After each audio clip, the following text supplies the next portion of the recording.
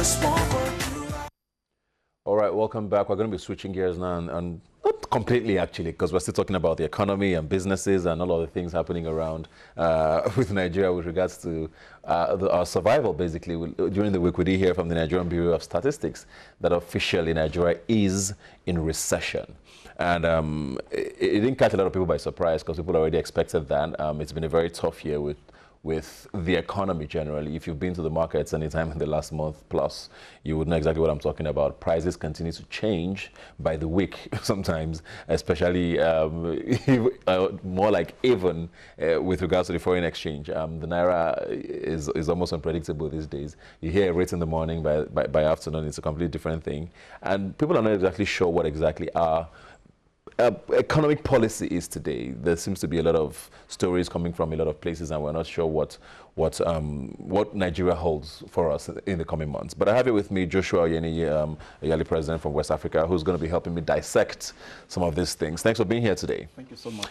Nigeria, according to the Nigerian Bureau of Statistics, National Bureau of Statistics is officially in recession, and I don't know if it came as a surprise to you. What are your thoughts on that? Well, basically, I would like to say that it's been a long time coming. We keep shying away from realities. You know, from the onset when we started having issues with the exchange rate, I knew this was going to be the end of it. But then we always want things to get to, you know, the critical stage before we own up and then begin to work. You know, practically speaking, I came into the country this morning, you know, from a neighboring country of Ghana, and then you know, the exchange rate was just crazy because I had to change, you know, my cedis, you know, to dollars or then to naira. It was pretty much ridiculous. But then the issue with recession, I think, is something that is long overdue. We've had it coming, but unfortunately, we just have to own up now. The Bureau just feels, okay, we just can't keep shying away. We have to own up that we are losing it, and then let's do this now. But then it's always been in the background all the while. Yeah. Did we do this to ourselves? Because we've heard so many versions, especially from government, blaming oil and also blaming the past government. But is this something that could have been prevented?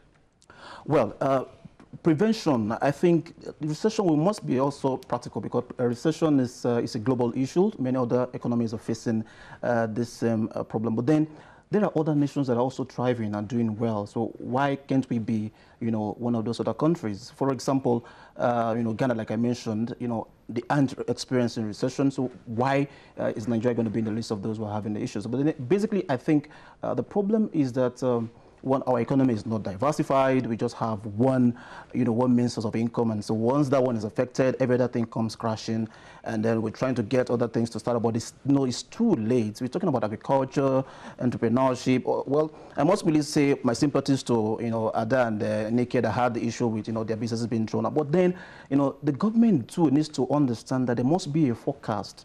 There must be a projection. How do we see what's going to happen in the next 1 year, in the next 5 years, and then work towards preventing it? Are there experts in the system that can predict what will happen, you know, in the next 1, 2, 3, 5 years, and then say, okay, this is how to, you know, mitigate, you know, these consequences? But I think it's something that we need to begin to look inwardly and ask ourselves, why must we always have the negative narratives in Africa? Why must Nigeria, you know, despite being a kind of Africa, you know, still have negative stories about its economy? You know, a few years ago, we said we are the largest economy in Africa, and then, you know, 2 years, 3 years down the line, we are having recession. So they don't just correlate. You know, there is no, you know, there's no synchrony. But then basically, I think we did this to ourselves, basically, because the government has long overlooked the critical sectors they should have developed to make us, you know, this government or Nigerian government over time? No, the government over time, the various administrations, you know, we have not done our homework. We have not actually looked at the, you know, the issues we should be looking at. When we have our policy meetings and we sit down and we're talking, what are the things that we are addressing? What are the things that we are trying to, you know, put forward? What are our policymakers advising us to do? And then are we actually listening to the voice of the people? Are we in touch with reality? Or we just, you know, either, you know, in our towers and we feel everything is fine because we can afford the, you know, the basic things of life. But people down there in the line, they are telling you things are not fine, even though they appear fine on the surface. And so we need to begin to get in touch with the root, and then we need to take care of the other sectors. Like I said, go deep and then begin to ask what's happening in the agricultural sector, what's happening. Okay, I appreciate what the government is doing now, helping young women to get out of poverty by, giving them agricultural training. But then these are things that should be part of the system, right through the educational curriculum, and then, right through every facet of life in Nigeria. We should actually be looking at ways to ensure that the economy doesn't crumble and we don't come begging on our knees, having to, to own up to, such a thing like this. So you don't think there's anything this government could have done to prevent this? Because, I mean, there were signs right before the year even started that maybe things were not necessarily going according to plan. Yes, the oil price had fallen. Yes, we did know that we're losing revenue from certain critical areas of our economy. But the signs were there. And people have said maybe if we paid more attention to the economy than a lot of talk about anti-corruption, maybe things would have been different. Do you agree? Well, I think we should be careful about trading blames, because if we look at a particular government, exclusively, we may be unfair. So I would say that it's a systemic problem that has been existing over, donkey years. We just can't say it happened within 1 year. There's been a precedent. Some things have been going wrong, just like a pack of cards or a karma. And then, once this affected, it affects the next one, affects the next one. No government can be magical about this. So they just need to make sure that, when we are coming in, what can we do differently? Okay, but then a government that is coming in should understand where are we at the moment as I'm coming in, and what are the things that I can do, to ensure that I don't actually have the entire thing falling apart on my hands. And so the present government should have actually focused more on stabilizing the economy, and then ensuring that we are able to get the sectors working, across boards, rather than just focusing on one agenda.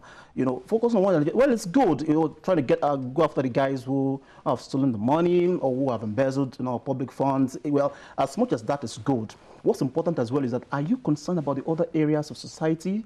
Are you concerned about the economy? Are you concerned about how people get money to feed their families, or how they get their businesses running? Why you're going after the top guns who have probably got all the billions stashed away, in foreign accounts? What happens to your home? What happens to your people, the people that voted you into power? Are you concerned about their welfare? Are you concerned about, how they survive?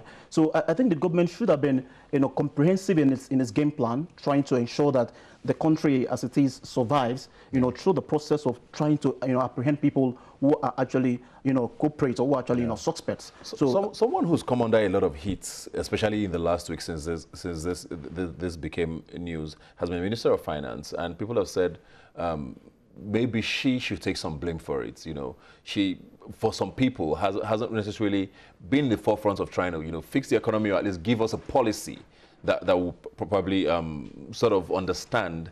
And there's a belief that she's not necessarily working in sync with the CBN governor. They don't necessarily, they don't have the same roles for government, but they should work in tandem. People don't seem to see that sync. Do you agree with that? Okay, well, I'm an entrepreneur, so I think I would be able to say that Mrs. Adeojo, with all due respect, yeah, she has a game, but she can't take all the blame as well.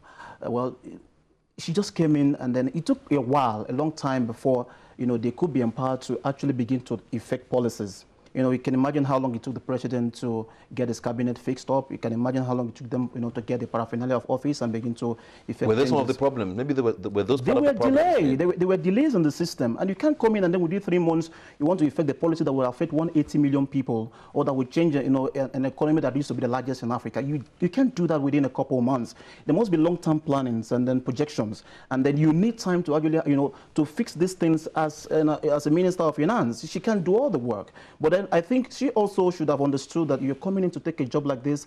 It requires a lot of diligence and and fact-finding and intelligence. You must be ready to take the challenge if you want to be the Minister of Finance. So basically, I think, well, as much as we can say she hasn't been, she hasn't done all we want her to do, but then we can also say that it's not a problem that only her, should have at her doorstep. Yeah. So yeah, we should just also take the blame as a people. I know we are going to be talking about, what we should be looking at to fix all of this, but I want to talk about President Buhari now, who Nigerians voted into office. We didn't vote the Minister of Finance into office. And people have his popularity, I'm sure you know by now, has dipped extremely for a lot of reasons, and this being one of them. You mentioned there about the ministers and how long it took to appoint ministers, and basically communication has been a problem for a lot of people. And at a time like this, when for the first time in almost three decades, we're in a recession, Mr. President has not thought it fit to address Nigerians.